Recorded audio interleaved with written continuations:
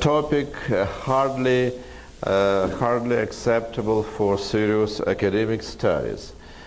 For this, just through this period, it changed radically, because now, I think the last 7 or 8 years, we are viewing a kind of breakthrough, a kind of boom in the field of meaning. Just in the early, in the first years of our century, this topic has become academically acceptable and eligible. Again, thanks to positive psychology 1, Martin Seligman made this topic again acceptable one and important one. Now, if we look at statistics of publications and books and papers, we see that now this field is experiencing true boom, a breakthrough, and as usually rapidly developing field lacks some structure, lacks some general the structure is what we badly need now in this field, because everyone now understands how important is all this, and everyone is doing research in the field of good, nice things that all covariate with each other, including meaning, including positivity, including all this. And the point is just to establish a structure, how it is connected with each other, to come from the words to move to some reality with which we are trying to work.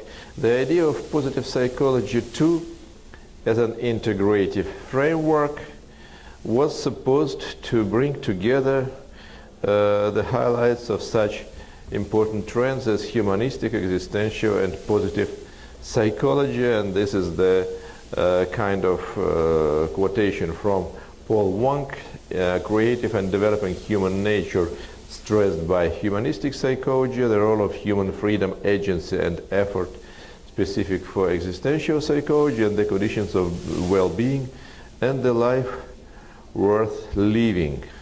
That was stressed by positive psychology. First of all, what's wrong with positive psychology 1? Why positive psychology 2 is needed?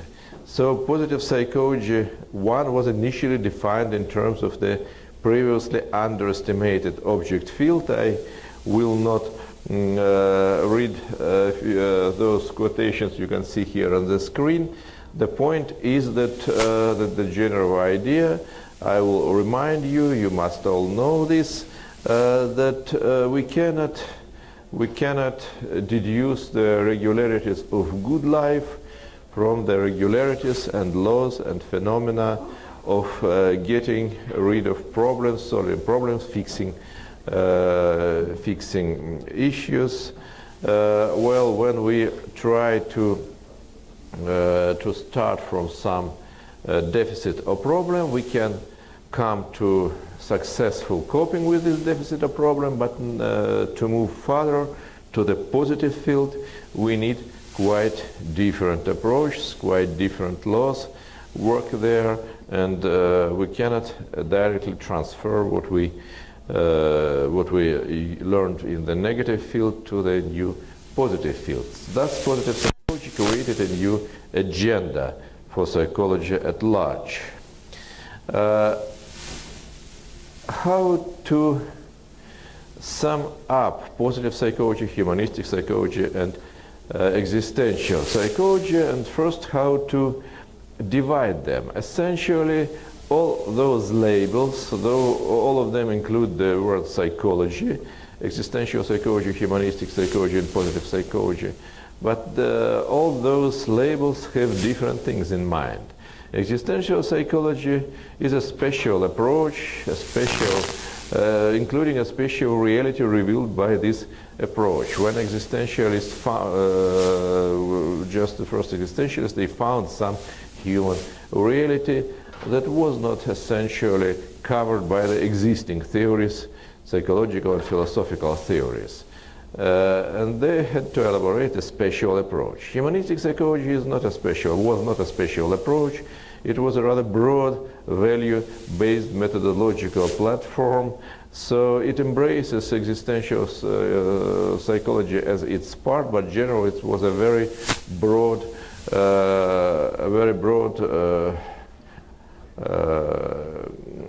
unity of rather diverse theoretical views.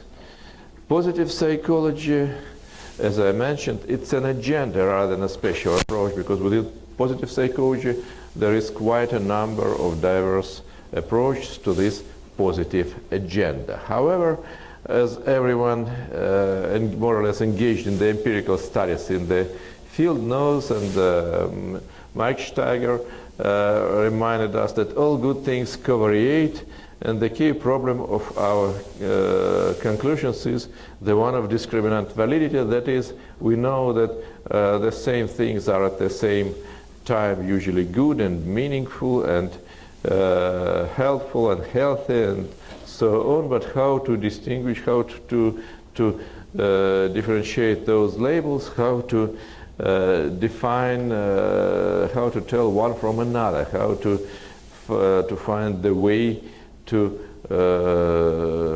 see the differences between all those good labels. What is good? What is positive? What is good for us when we speak about some positive things about positive psychology? First, we have to think in what sense do we think of the positive. And since the ancient times, it was an issue. Socrates stated that what is good depends on your purpose, and good sword, good horse, and good jar are absolutely different things. They are good in different meanings. And Aristotle said that it depends on whom you are asking. A wise man would answer not the same as a slave. The criteria of what is good for them are different. And you should not consider the opinion of masses, said Aristotle. You should consider the opinion of experts, of wise people. There are a few answers to the question of what means positive. The first, the most surface answer is the positive is what feels positive. That is what brings positive emotions, positive affect, happiness, and all those positive phenomenology, optimal experiences. Emotions are strictly ordered along the continuum positive versus negative, between positive and negative, especially the basic, the evolutionary oldest emotions. They are strongly associated with this continuum, with this dimension, good or bad. And both in human evolution and in human ontogenetic development, everything begins with this dichotomy: is this good or bad? There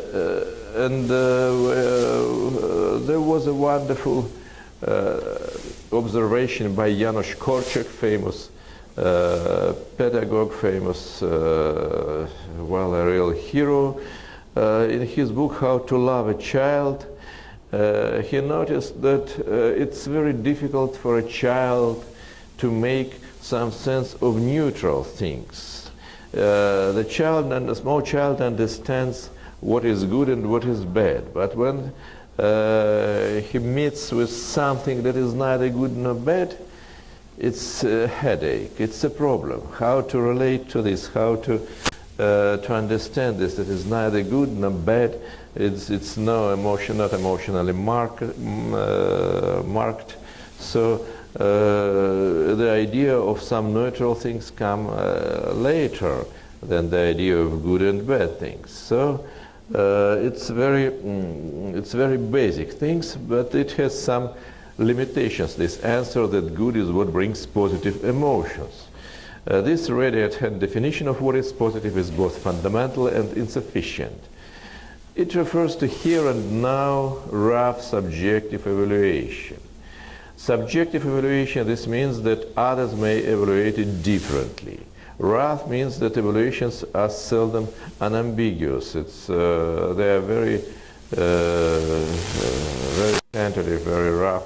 And here and now, that means that distant consequences may go contrary to immediate feeling. When I consider, first of all, my immediate emotions, positive versus negative, good versus bad, then I'm trapped into the here and now context, and more distant context escaped me. John Locke warned us, and he asked why people often make bad choices, make the choices they later regret upon, and his answer was that we usually make bad choices because we fail to consider distant consequences of our choices. We easily see the immediate benefits that follow from our choices, but as far as more distant consequences that may be not as bright and not as sweet as the immediate ones, we are just unable to consider them because the distant perspective is a difficult thing and not everyone is capable to consider it. The second answer about what is positive says that the positive is what shapes a good person. There are good persons, there are bad persons. The idea of eudaimonia that is still rather unstructured. The concept of psychological well-being, the concept of character strengths and virtues proposed by the first wave of positive psychology. The point is that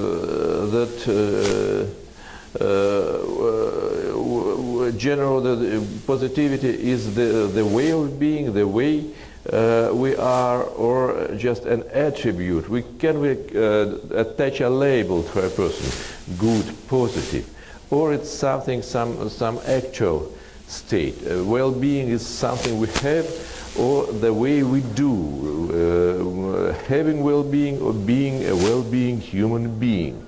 So it's the issue of to have or to be, the having versus being, Erich Fromm's dilemma. And the limitations of the positive, the limitations of this answer, so positive is what refers to a good person, to a positive person. It suggests that we are equal to ourselves. So a person is shaped in this way or in that way. A person is good or bad, is positive or not so positive, happy or unhappy. Like all living creatures, we are predictable and controllable.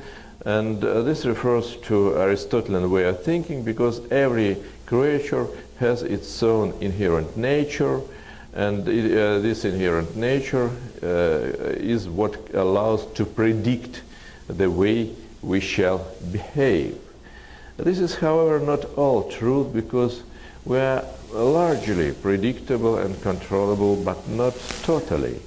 This famous pi model by Lubomirsky and Sheldon suggests that we are predictable, we are about 50% predictable regarding our well-being. So based on our own past experience, on our own past trajectory.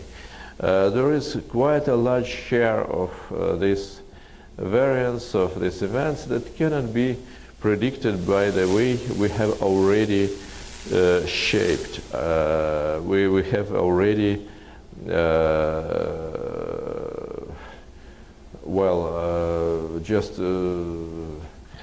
cannot be predicted by the description of the type of person we are. There is a very important trend, and it's not equally distributed between individuals. In some individuals, it can be noticed in a very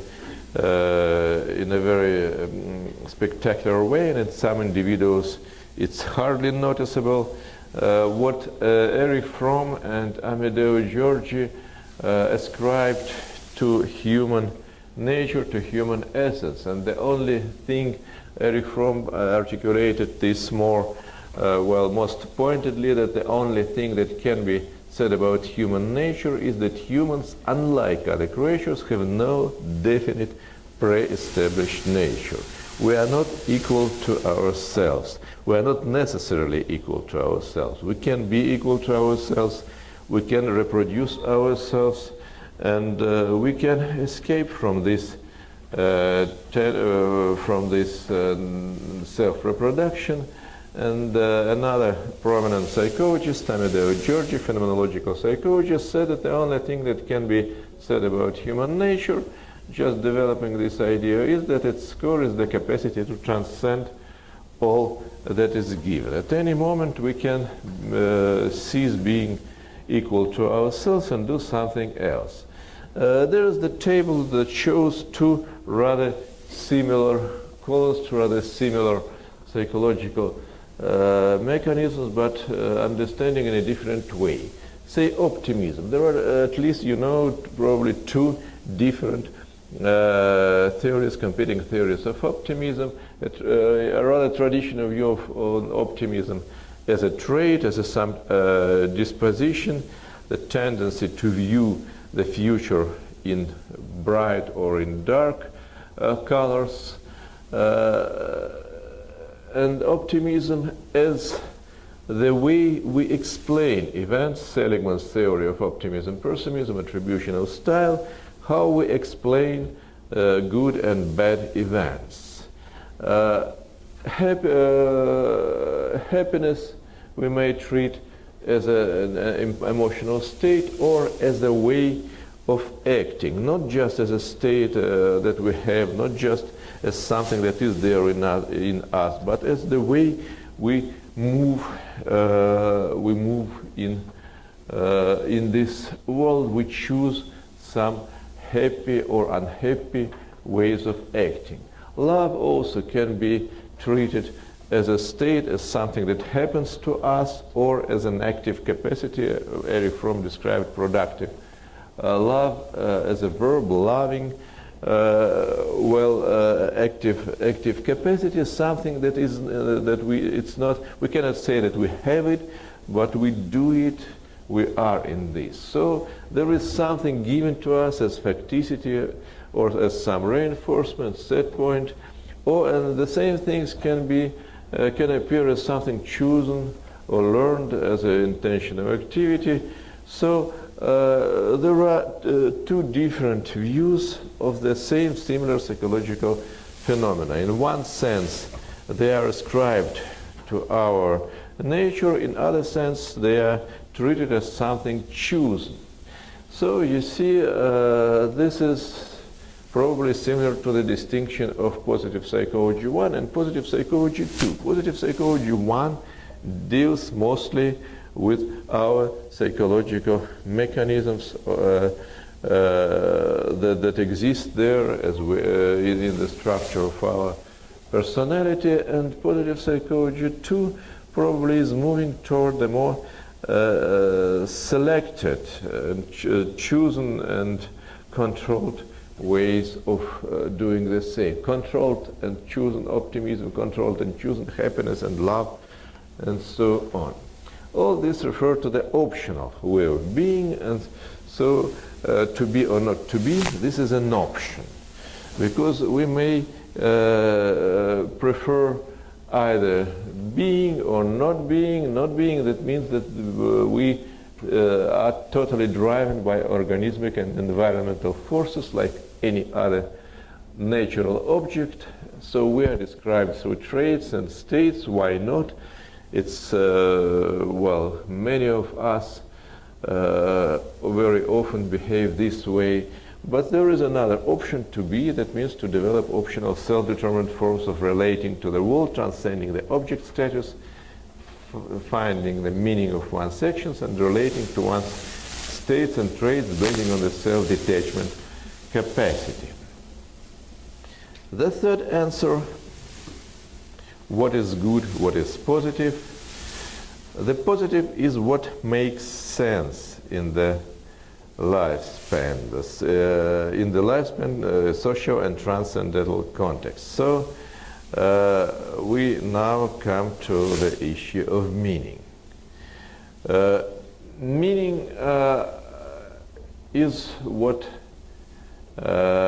connects our activity and our experiences to some broader context. This is a wonderful quotation. I often use it in my lectures from Antoine de Saint-Exupéry that illustrates the idea of meaning as a link, as a knot. Here's another metaphor. He described meaning as the divine knot holding the things together. And here is a more extended quotation, for it's not the things that feed his spirit, but rather the links between the things. Not the diamond, but some relations between people and the diamond may feed him. Not the sand, but some relations established between the sand and the tribes. Not the words in a book, but some relations existing in the book between and beyond words, relations that are love, poem, and Lord's wisdom. So this illustrates the idea that meaning is a structure of links between the actual psychological phenomena and some superordinate contexts. And there are some distinctions between what can be called meaningless and meaningful life. Meaningless life is disconnected with other people, with time perspective, with awareness. Meaningful life is connected to something greater, have perspective, have awareness determined by goals. Some other descriptors of meaningless and meaningful life. Well, I will not stay especially here. I move further. The fourth answer, what is good? Probably the most interesting one. What is good, what is positive? The positive is what provides improvement. It's movement toward the better. Individuals are in a constant motion toward a better state of affairs. So it's a dynamic alternative to Aristotle's idea of the stable nature. William James coined the term meliorism as an opposition of dichotomy optimism and pessimism. The point is not that everything is good and not that everything is bad, but the point is that we can move toward the better. And James said that it's through our action that the world can be saved. This life is worth living, we can say, since it is what we make it from the moral point of view. And so there is a good saying now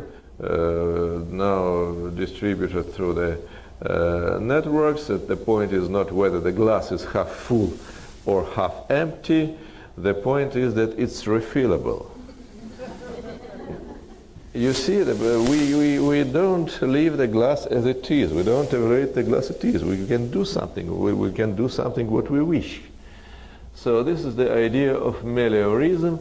And moving toward better state of affairs is the main criterion. So what is good is what allows us to successfully move toward this better state of affairs. So the idea of self-regulation or auto-regulation is a rather old idea.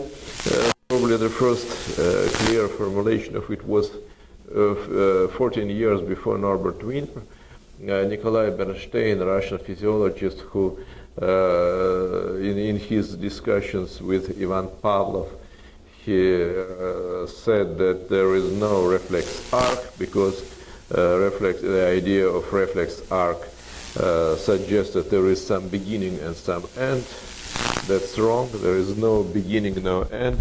It's the endless cycles, because every response, every movement, it has no final stage. It's again and again evaluated against the criteria of the desirable and against corrected and so on. And Bernstein proposed the idea of reflex circle instead of reflex arc. And then essentially the same idea were developed by Norbert Wiener, and that became the basis of cybernetics. So the idea of autoregulation as the general explanatory principle is the functional capacity of moving from less desirable outcomes to more desirable ones through ongoing monitoring and correcting the current activity.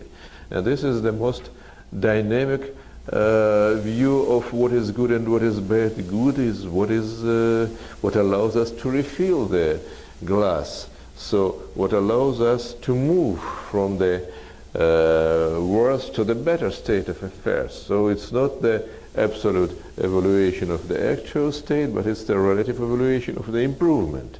And if we move toward improvement, then we are definitely progressing.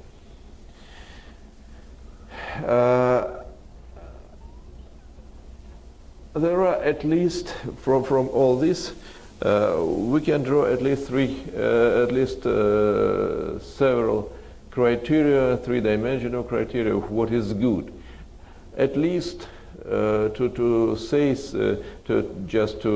label something good, we must suppose that it feels good, so arouses positive emotions. It connects our actions to superordinate context, so it makes sense, and it predicts improvements in the future based on autoregulation circles. So otherwise we'll have incomplete criteria. What is, for instance, drug addiction? Drug addiction is some absolutization of purely emotional criteria, positive emotions acquired at the expense of life, at the expense of improvement, at the expense of meaningful context. All this is sacrifice for the sake of maximizing positive emotions here and now. So this addiction strategy is something that takes only one of the criteria of what is good at the expense of other ones. So emotions, positive emotions is not specific for a mature person and for human being at all. Many higher creatures, they have some forms of emotional life, and they can distinguish the pleasant from the unpleasant, pleasure from pain. But the second and the third criteria relate to highest human potentials and resources of self-reflexive consciousness. We are to learn the ways we can relate to our emotions, our needs, our genes, our environment, our values, our choices, our fate, to be advanced users of ourselves. So this is the way to a life worth living. Some empirical data, reference to some empirical data. There is a concept of optimal experience coined by Mihai Csikszentmihalyi. In what sense? For instance, the experience described by Csikszentmihalyi, first he described the flow experience, and then he came to a more complicated engagement experience that is even more optimal and more complicated than flow experience. There is the model that was built in discussions with him, that there are at least three independent dimensions, each of them suggesting specific criteria of optimality, and each of these is relatively elementary. So the emotional dimension, that is the pleasure, the experience of pleasure, the relational dimension, the experience of meaningfulness, and the control dimension, the experience of effort. So all those three dimensions are treated as mutually independent. None of them accounts for optimal experience separately, but their combination appears to be necessary and sufficient for explaining why we find an experience specifically rewarding. In fact, just engagement is the complete combinations of pleasure plus meaning plus effort. So incomplete combinations provide some other forms of experiences, and I will not tell them in details. Well, I have elaborated rather simple scale experiences in activity scale. Well, there are the examples of items from this scale. Participants are asked to evaluate by the scale how frequently or rarely you have experiences like this in a definite activity. Say, while you, well, during your regular everyday classes, or during your working hours, or when you are relaxed and do nothing, or when you are engaged in your favorite leisure activity, or something else. Any kind of activity can be used to evaluate those experiences. And last few years, we have made quite a number of studies using this simple scale. It has 4 dimensions: for scores, meaning, pleasure, effort, and void. That is the absence of either meaning or pleasure or effort. This is a summary of studies based on this technique. Is as follows. So this scale provides good confirmatory model. It has experiences in activity have relatively strong intercorrelations within one activity and very rare ones for different activities. That is, in within, say, studies, within a learning activity, these 3 dimensions are more or less coherent. They covariate with each other, but in leisure activity they are far less coherent, and they have nothing. They are not associated with each other if we take the experiences for the same persons in different activities. In work and study, interesting thing that experiences in work and study are associated with some personality variables. Meaningfulness, subjective satisfaction with life, self-efficacy, positive and negative affectivity, and hardness.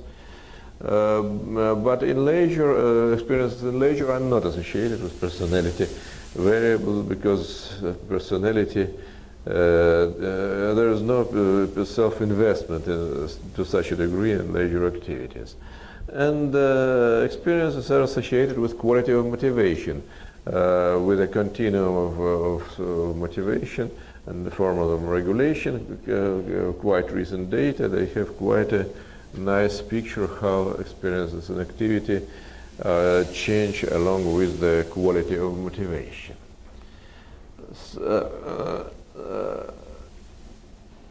To sum up a little bit, so it comes to the 3-dimensional model of eudaimonia. You know that we usually deal, this is the picture, well-known picture from Viktor Frankl's books, that describes how you cannot distinguish between very similar things, because we fail to understand that they are just 2-dimensional projections of some more complicated 3-dimensional bodies, and you see that 3 different bodies may give the same 2-dimensional projections, and so we fail to distinguish them if we look at those projections, but in fact those are absolutely different things. So we are to move from 2-dimensional to 3-dimensional space And this cube shows how the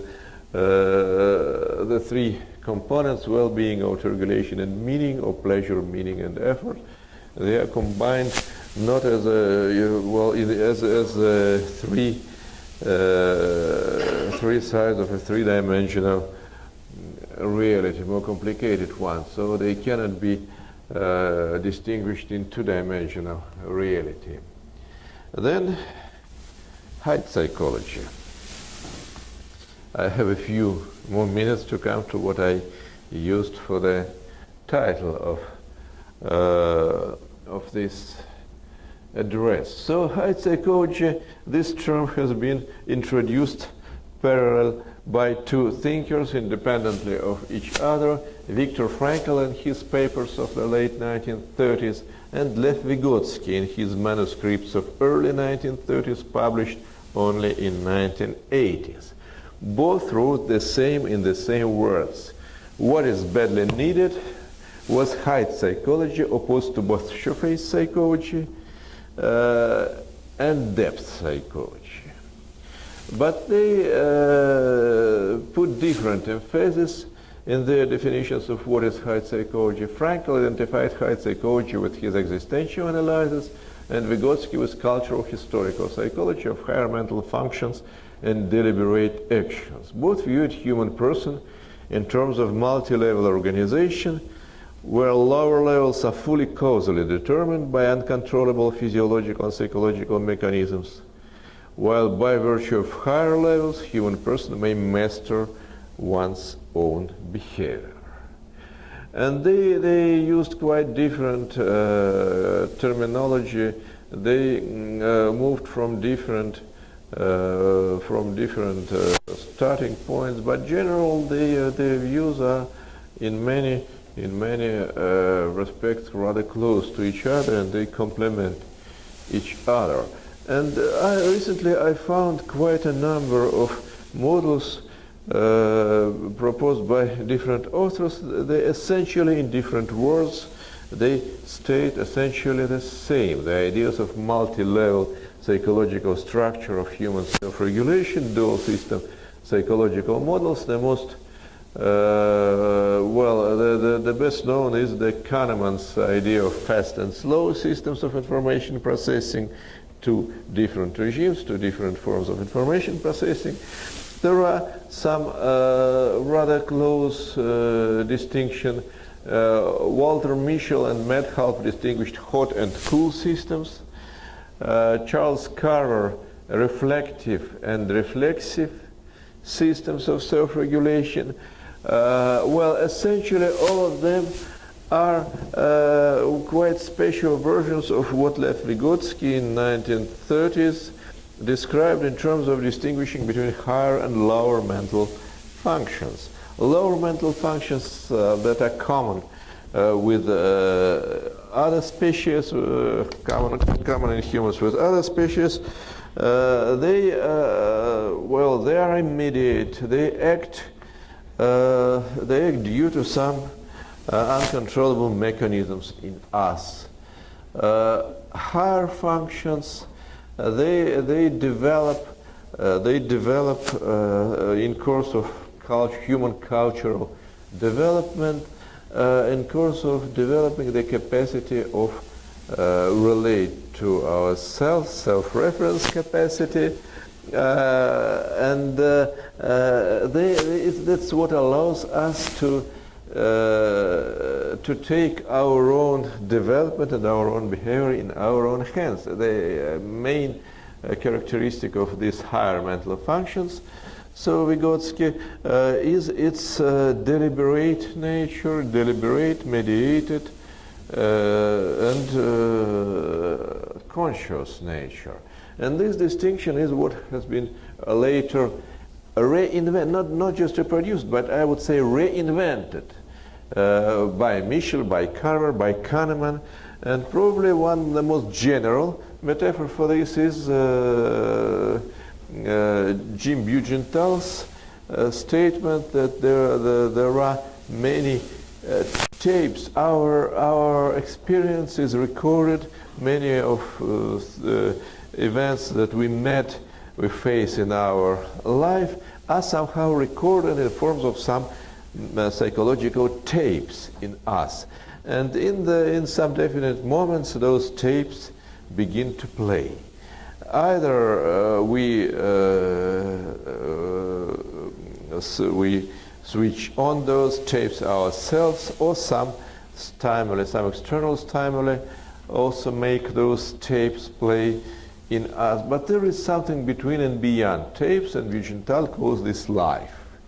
Because we are alive when we can at any point do something different, change what we do. The tape cannot be changed. The tape can only reproduce what is recorded on this. It's the metaphor of the analogous data storages. Now he would say files, but at that time he said tapes. Any tape can reproduce only what is recorded on it. But there are many forms of behavior, many forms of our action where we do really reproduce what has been recorded through our lifetime. But there is some options between and beyond this, being alive, that is acting not on some tapes, but on the immediate feeling of what we do and what we are. Okay, I think I will miss very, very important person, very one of the most underestimated psychologists of the last century, Pierre Janet. He coined a very important point that about personality as some inner work and effort that we make upon ourselves. And a very important point is that he described freedom as a combination of effort and success, because the feeling of effort is something absolutely critical for our freedom, because this is something, is a kind of indicator of who is the origin of this action. If we feel that we effortfully do this action, then we understand that we are the free origin of this action. Okay, this is so summary. The key moderator of the processes of positive development towards psychological maturity is the investment of goal-directed efforts to one's own development. George Kelly used the word self-investment, and Carl Jung spoke about self-assembly. So anyway, it's a kind of different forms to express the general idea that we are to take an active position toward ourselves. And this is just the way toward probably what was lacking in the positive psychology first version, and what can be treated as a central issue of the emerging positive psychology 2. The person is developing capacity to take control over one's own development and well-being, and to invest ourselves to these processes. Thank you for your attention.